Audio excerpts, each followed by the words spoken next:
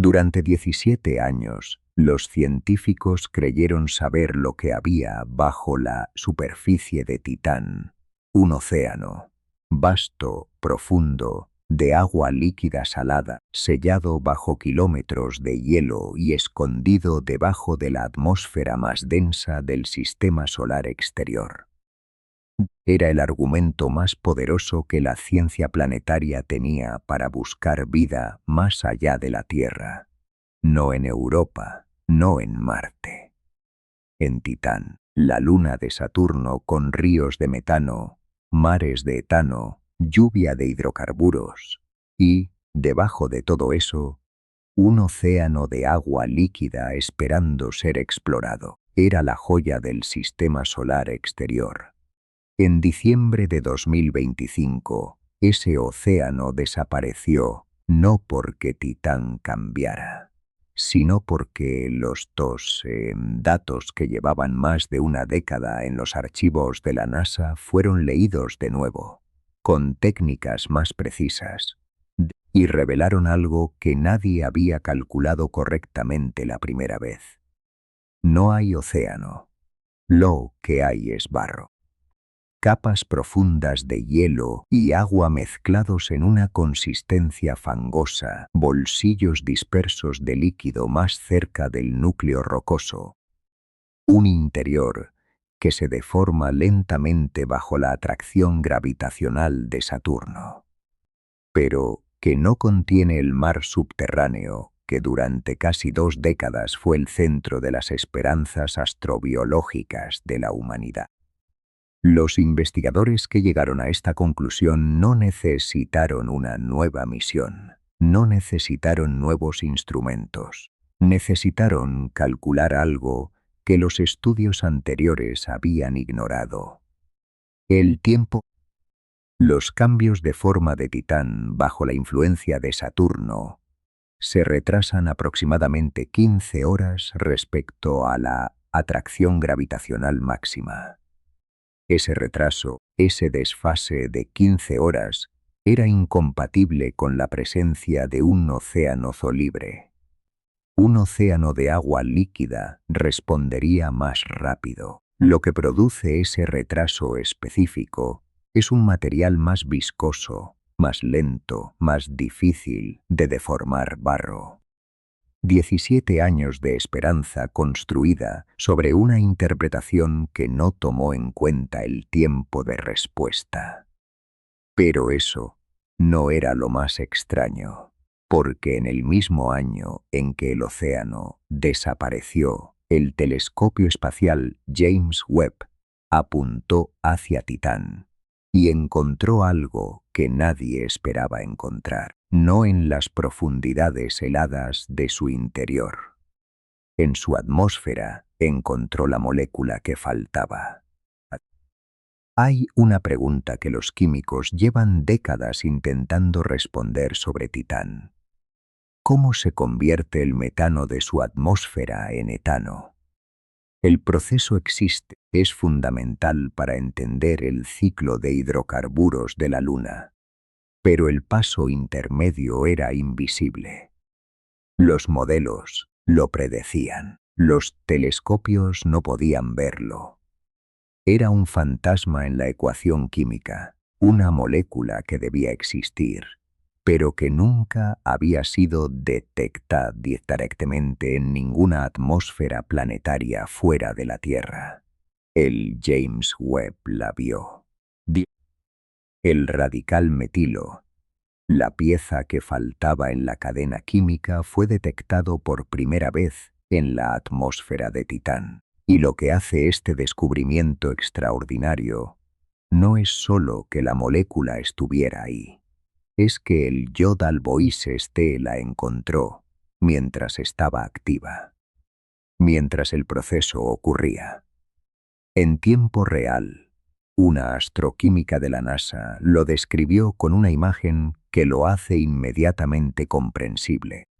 Por primera vez, podemos ver el pastel químico mientras está creciendo en el horno, en lugar de solo los ingredientes iniciales y luego el resultado final. Vimos química atmosférica ocurrir en otro mundo mientras sucedía. Y los radicales metilos que el YJWST detectó son inestables. Se recombinan rápidamente para formar etano.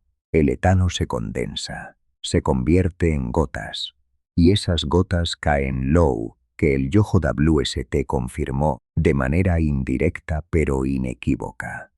Es el mecanismo exacto que produce la lluvia de hidrocarburos en Titán. El mismo proceso que llena sus mares, el mismo ciclo que hace que este mundo tenga un clima activo, dinámico, en permanente circulación. Pero, si el JWST pudo ver ese proceso, ¿qué más está viendo que todavía no entendemos completamente? ¿Qué otros radicales?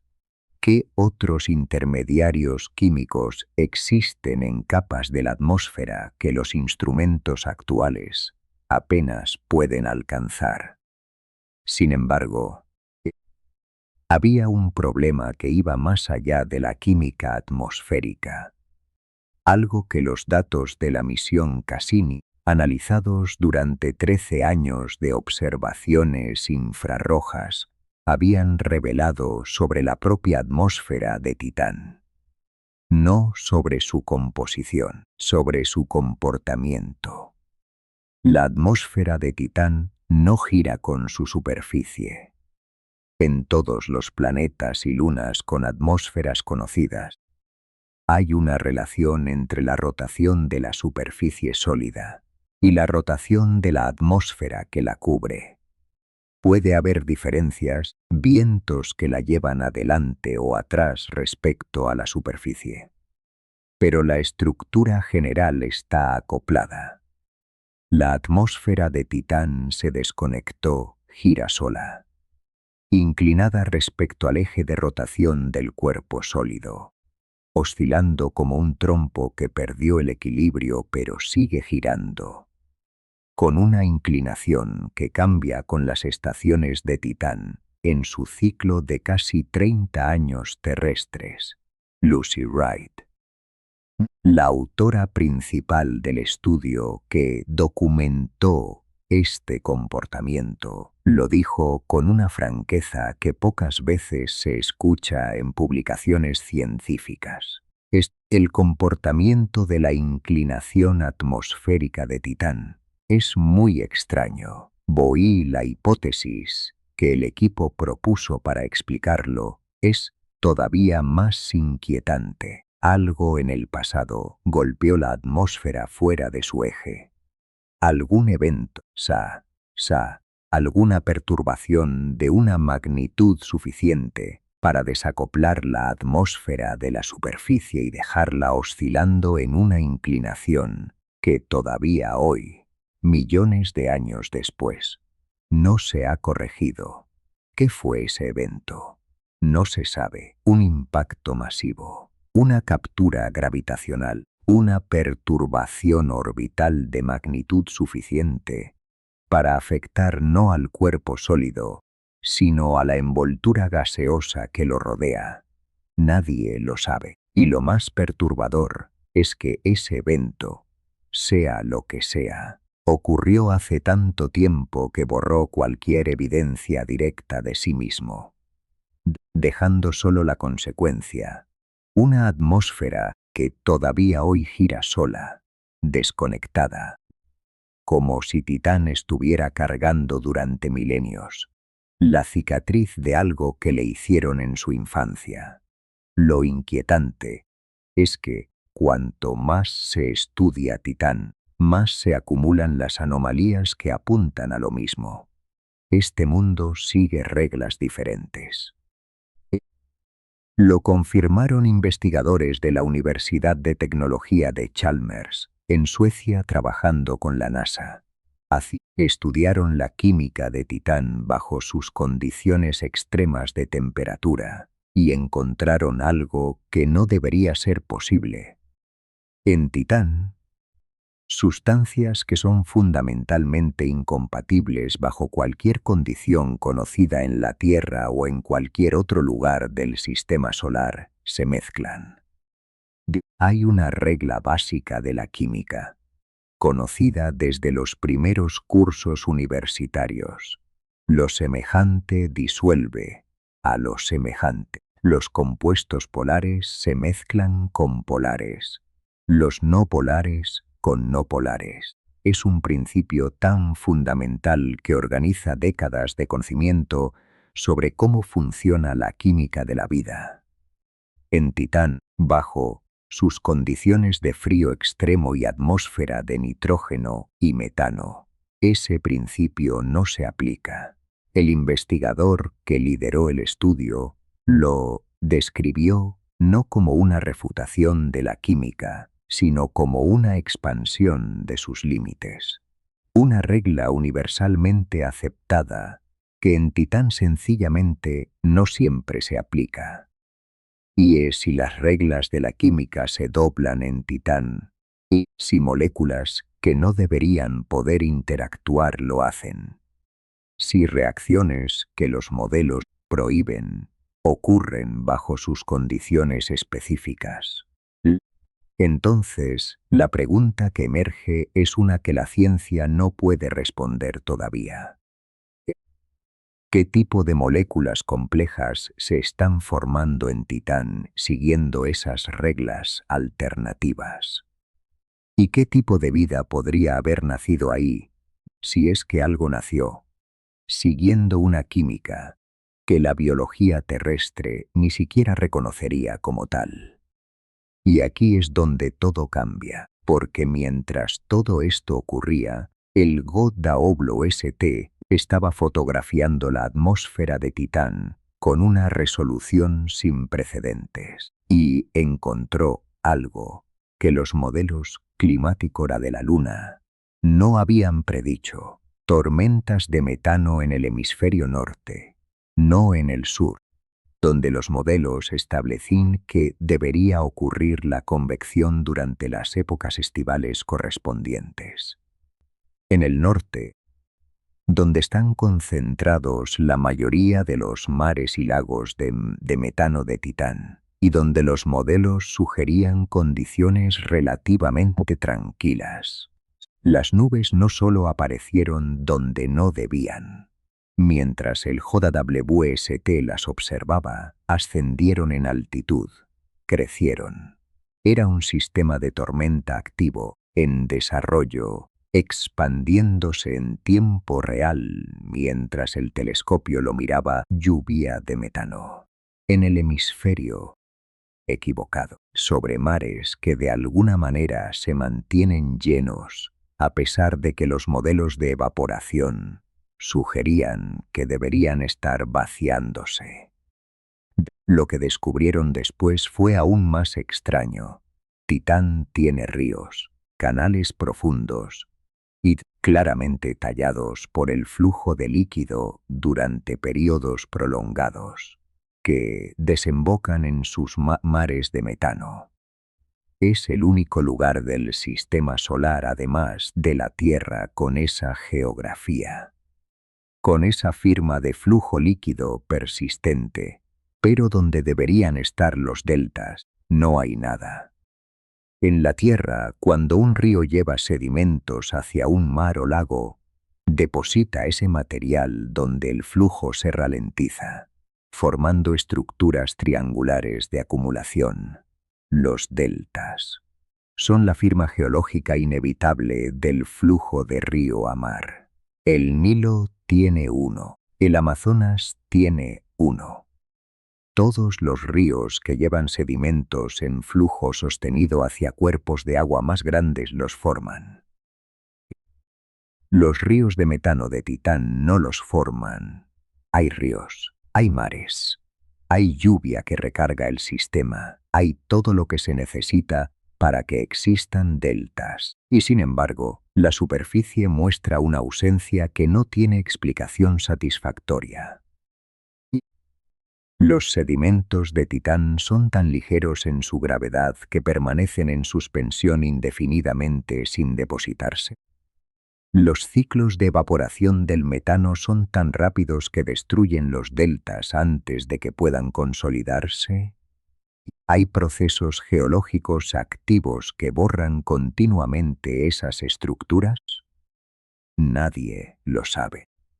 Y hay algo más que ocurre en la estratosfera de Titán que añade otra capa de imposibilidad a todo lo anterior. Existe ahí una nube que no debería poder existir, hecha de dicianoacetileno, un compuesto de carbono y nitrógeno que contribuye al color anaranjado oscuro de la atmósfera de la Luna. Los científicos podían medir cuánto dicianoacetileno existe en la estratosfera de Titán, y la cantidad era completamente insuficiente para formar una nube de ese tamaño. Sin embargo, la nube está ahí.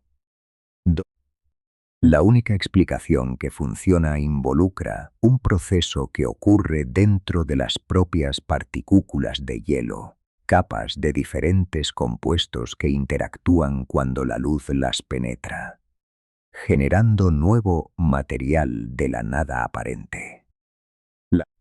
Un mecanismo que en la Tierra solo se había observado en la química de las nubes estratosféricas polares. Una física de nubes que la Tierra y Titán comparten, y a pesar de tener atmósferas que no podrían ser más diferentes en composición.